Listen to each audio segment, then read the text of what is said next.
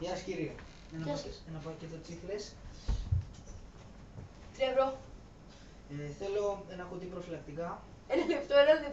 Να κάνω τον υπολογισμό. Τι γεύσεις έχετε προφυλακτικά? Τι γεύση έχετε? Αυτή είναι η μικρή σας φαντάζομαι. Τι γεύση έχετε? Έχουμε γεύση φρουτού και λαχανικού. Έχετε... Θες φρούτου ή λαχανικού καταρχήν, να περάσουμε στις κατηγορίες. Φρούτου. Φρούτου έχουμε μπανάνα, ανανά, Μπανάνα, νέκταρ, μπανάνα. βύσσινο. Μπανάνα. Ένα πακέτο προφυλακτικά μπανάνα. Γεύση μπανάνα. Τι πατατάκι λέεις? Όχι. Ένα πατατάκι. Θα χρειάζομαι. Στραβώς κάνει το πατατάκι σου. Πατατάκι.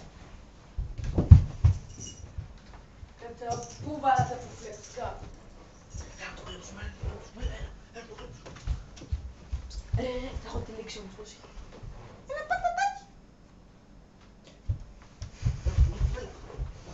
Ένα πατατάκι. Πάρε εδώ πέρα μερικά από αυτό.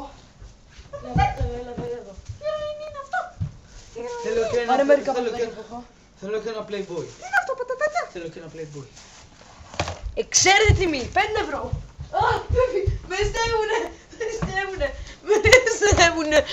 ληστεύουνε.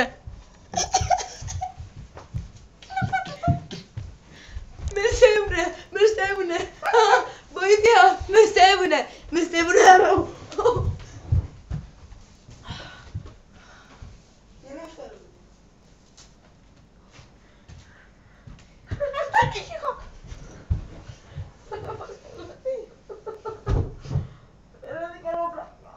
Εγώ δεν σε πέτυχα. Πήγες να με πνίξεις, ρε.